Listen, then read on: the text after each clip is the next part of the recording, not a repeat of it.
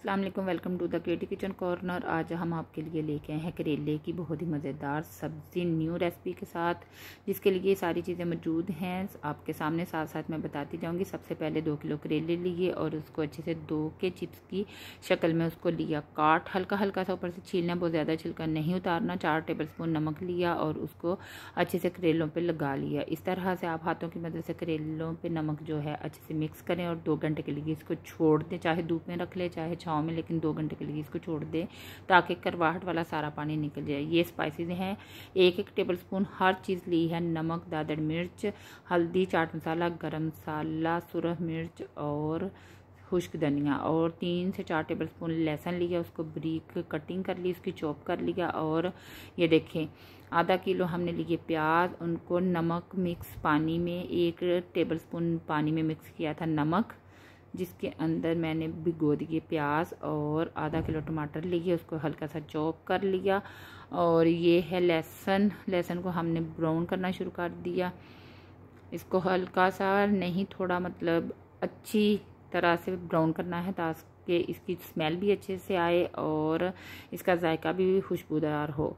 ये देखें। और इसके बाद हमने डाला इसमें साबुत गरम मसाला, जिसके अंदर कुछ ज़्यादा नहीं है, ज़ीरा है 1/2 टीस्पून और 3-4 लौंग हैं और 1 बादम का फूल है, जिसको मैंने पीसीज में कर लिया था ताकि ये अच्छे से ब्राउन हो जाए। जब ये ब्राउन हो जाए तो 1 टीस्पून खुश्क धनिया, जिसको मैंने पहले तवे के ऊपर हल्का सा रोस्ट किया, फिर हाथों की मदद से कुचल के वो डाल दिया।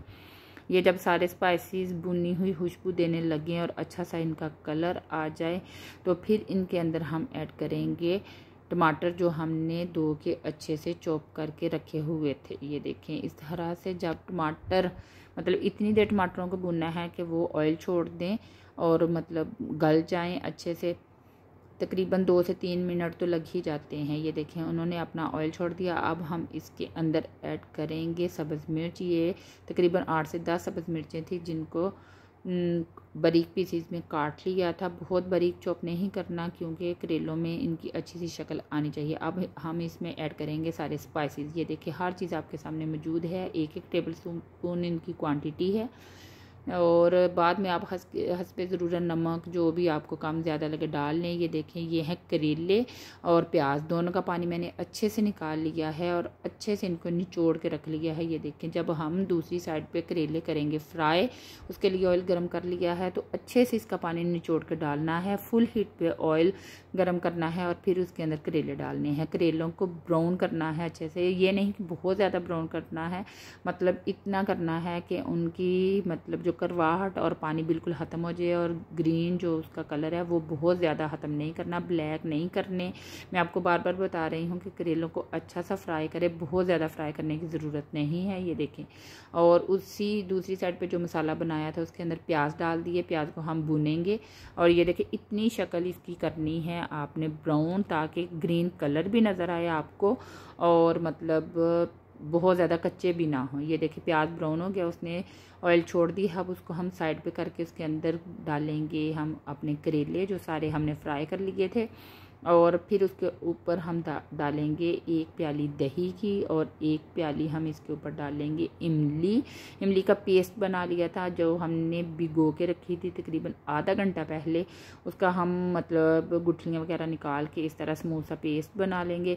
अब दोनों चीज़ें इसके ऊपर डाल दी हैं हमने। अब सारे प्याज इसके ऊपर डाल देंगे और जो करेले हैं उसको हम नीचे तह लगा देंगे ताकि प्याज का और जितने स्पाइसेस हैं उनका जायका करेलों के अंदर आ जाए। ये देखें ये है 2 से 3 टेबलस्पून मैंने लेमन का जूस लिया है। आप इसके अंदर डाल सकते हैं सिरका, जो भी आपको अच्छा लगे खटाई के लिए।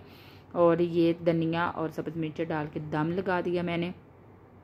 आपके लिए एक टिप और भी है, अगर आपको करेले कड़वे फील हो रहे हैं तो आप इसके अंदर जब आप फ्राई कर रहे हो तो 2 टेबलस्पून सिरका डाल दें, उससे करेलों की शक्ल बहुत अच्छी रहेगी, ग्रीन और जो कड़वाहट है वो भी बिल्कुल नहीं होगी। ये देखिए इतना प्यारा बुन गया था और इतना जायका आया और सब घर वालों को बहुत ज़्यादा पसंद आया। ये फाइनल लुक है इसकी। ये देखें इस तरह से बहुत अच्छे बने थे। हमने पराठे के साथ सर्व किए, आप खुश्क रोटी के साथ भी खा सकते हैं। साथ लस्सी बनाएं, इंजॉय करें।